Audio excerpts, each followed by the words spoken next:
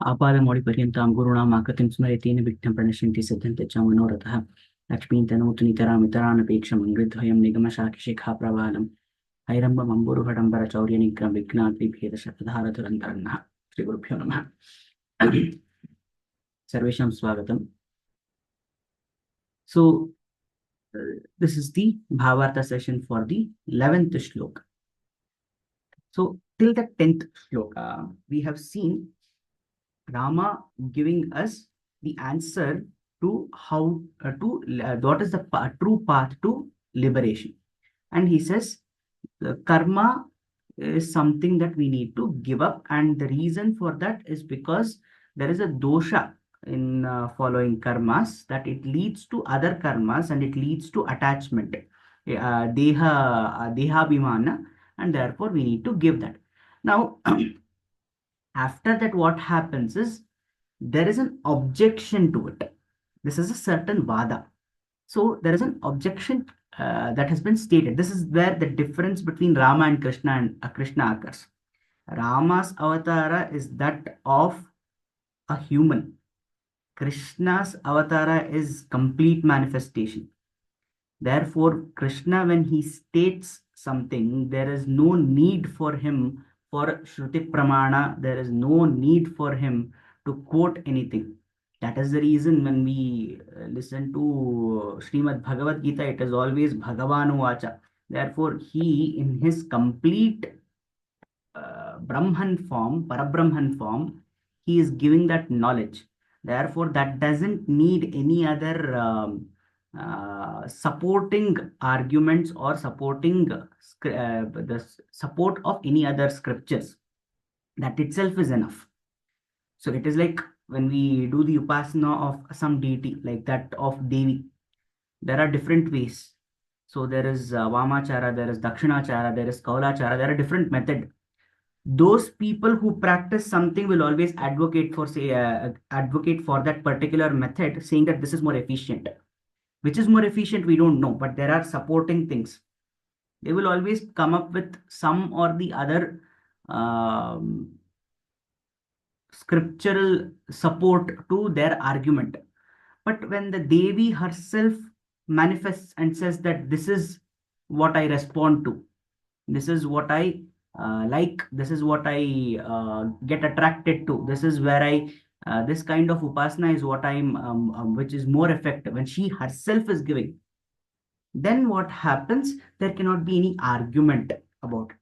So Krishna's Gita is a little it speaks at the most the highest of Shruti Pramanas are always a part of it, but it doesn't require the support of the Shruti Pramana.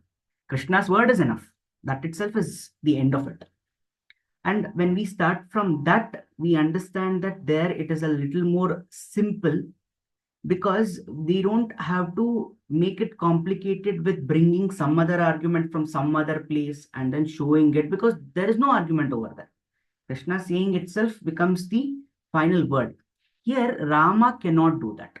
Nowhere in Ramayana does Rama realize his true Parabrahman form. That is the reason he is Purushottama. Among the Purushas, he is Uttama. We cannot extrapolate his avatara.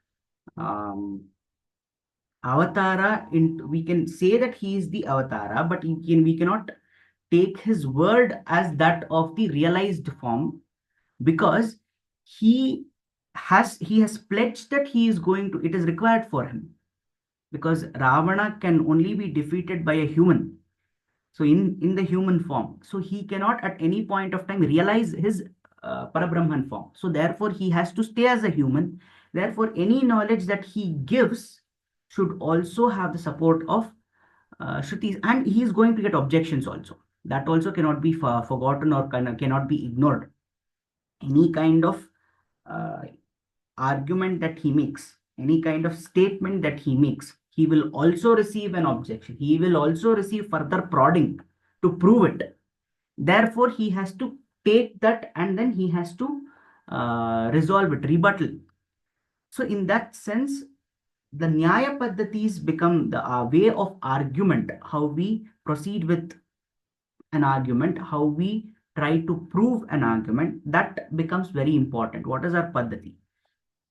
First, we give a hypothesis, first, we give a statement. Then, we receive the objections, that is Purva Paksha. Purva Paksha Vadas are there.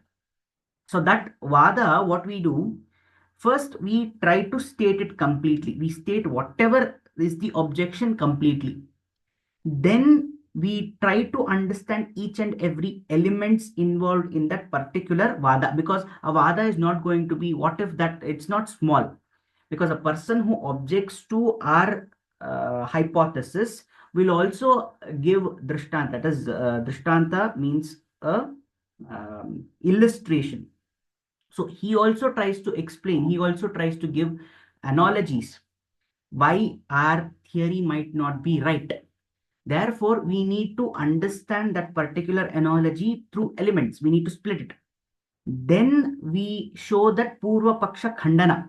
Then we say why it is wrong, or why that particular analogy that is given as the objection to our theory might be flawed.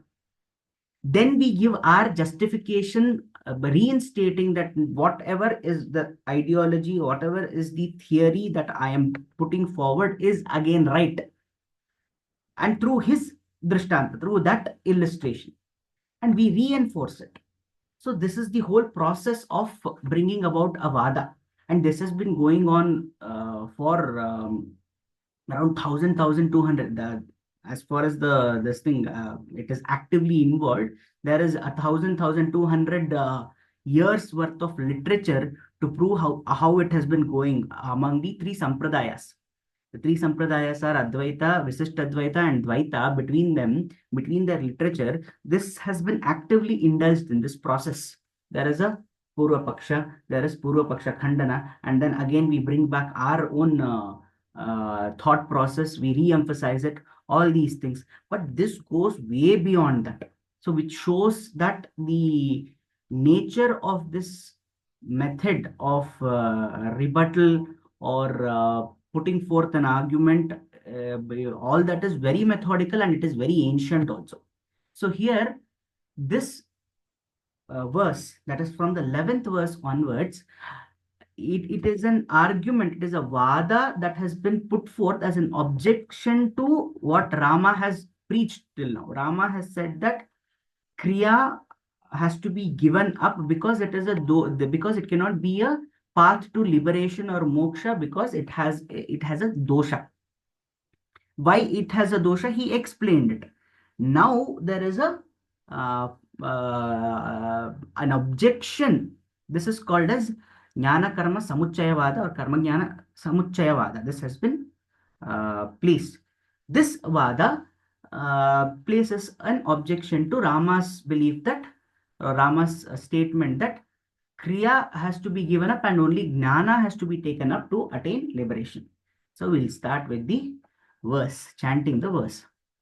Nanu kriya veda mukhena chodita tathaiva vidya purushartha sadhanam kartavyata pranabhritah prachodita vidya sahayatvamupaiti sa punah nanu kriya veda mukhena chodita tathaiva vidya purushartha sadhanam कर्तव्यता प्राणभृतः प्रचोदिता विद्या सहायत्वमुपैति सा पुनः. So here Rama is this is still Sri Ramachandra Uvacha itself. So now he started with his hypothesis, that is his statement, his theory of letting go of the kriyas. Then he has to justify it against any objections. Therefore, he is now restating what are the objections that is usually faced, that this argument faces. So the argument is that Nanu is here the objection. So Nanu Kriya Veda Mukhena Chodita. No, Kriya is also mentioned in the Vedas. while we state that jnana, the path of jnana is the true path to liberation, jnana kanda is there in the Vedas, but karma kanda is also there. So, nanukriya veda mukhena chodita. Veda mukhena eva chodita. It has been given in the Vedas itself. We are not adding it on our own. Tat, tat, tathaiva vidya purushartha sadhanam.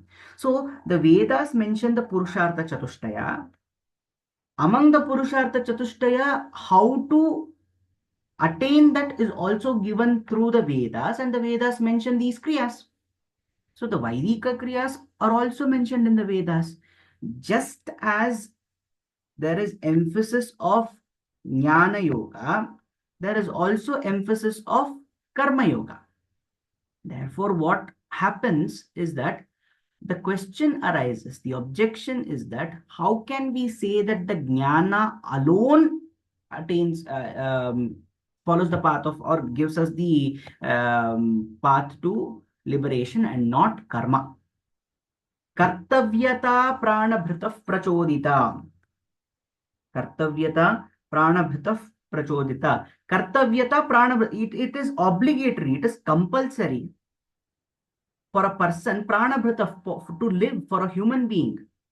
It is extremely important that he follows these things, because what makes us different from animals is the samskaras that we abide by, is the binding that we have to these kind of kriyas. Because kriya to everybody does, but Vaidika kriyas are special and only humans do it. So what is important is that while the Jnana Yoga has been emphasized, the path to liberation, moksha, has been emphasized through Jnana Yoga, there is also mention of Karma Kanda in the Vedas itself. And the Vedas particularly mention that non-performance of this kriyas incur sin. That we will see in the next this thing. The next three stanzas are the argument. Jnana Karma Samuchayavada. So here, kartavyata pranabhritah prachodita. It is an obligatory duty to do these kriyas. Shodasha upacharas, the whatever we have, starting from birth to death, 16 different samskaras that we have to follow, those are not optional. We have to do it. So in that sense, if it is compulsory, if it is obligatory, how is it that those things don't lead to liberation, or they are not given the same weightage of Jnana Yoga? So it goes on. Vidya sahayatva sahayatvam upaiti sa punaha. So it says Vidya sahayatvam. That means there is Vidya, that is the true knowledge, and they're trying to conclude by saying, inference has drawn in the last verse, saying that nanukriya veda mukhena chodita. No, see, whatever the statement is has been stated by Rama, that is, the kriyas have to be given up, and only jnana yoga, the path of jnana, will give us the true knowledge. That cannot be true, because the kriyas were also prescribed by the Veda only, where jnana is given weightage, the same weightage is given to kriya only. Tathaiva vidya purushartha sadhanam. And in fact, there is a mention that for the sadhana of purusharthas, we have to go through these kriyas. There is no way we can escape it, because it is a kartavyata, that as long as we are living, we have to do that. So therefore, it has to be done. And therefore, vidya sahayatvam. What is the nature of kriyas? They are vidya sahayatvam. They help. They are complementary to the attainment of true knowledge of jnana yoga. So that is the because there is weightage given to kriyas in the Vedas also, because it is required for attainment of purushartha, and because every living being, for every living being, it becomes obligatory and compulsory to do these kriyas. The nature of kriya or karma is actually sahayatvam. It is complementary to the vidya of the knowledge. That is what the argument being made over here. So this is the first stanza of that Jnana Karma Samuchayavada. Just starting with that. So there until the 10th we saw that na jnana hanir nacharaga sangshayaha bhavet tatah karma sadosham udbhavet, where the dosha of the karma has been re-emphasized by Rama. He's saying that the karma leads to priya priyau, it leads to desires, and then that leads to more karma, and then again, so there is a chakravatiriyate. It goes in a cycle. We are caught in that samsara. There is no way we can escape from it. This is a problem of karma. Therefore, karma cannot lead to liberation. This is the statement that Rama made. And there is an objection to it, that how can karma be ignored that way, or karma be, or kriyas, karma, whatever it may be, is not given the same weightage as we give jnana yoga of the true knowledge. We have to give the Vaidika karma also the same weightage, because the Vedas which dictate, which give this superiority to the jnana, also say that there has to, the kriya is compulsory. For every living being, they say it is, for not for every human being, they say that it is compulsory. The Vaidika kriyas. And because of that, obviously, vidya sahayatvam, the kriyas are actually complementary to the vidya, to the true knowledge. So they are trying to prove that there is weightage to kriya also. That means it is not just enough that I learn a particular jnana, that is the realizing that the true form of Brahman has to be detached from the samsara, but the moksha can only be attained after that. This is the true jnana. That particular jnana, they say that with that jnana, we can continue doing the kriyas. We should not give up the kriyas. That is what they are doing, because in the first stanza itself, Rama says, we have to give up the kriyas of the purvashrama varnita kriyaha. We have to give up those kind of kriyas. So they say, no, we don't have to give it up, because the Vedas itself prescribe it, and they say it is compulsory. It is helpful. It is sahayatvam. It is complementary to that knowledge. Therefore, we can continue doing it. This is their argument, and it goes further. The next two stanzas are also a part of this. So with this is the Bhāvārtha of the 11th verse of Sri Rama Gita. So with this, we end the session.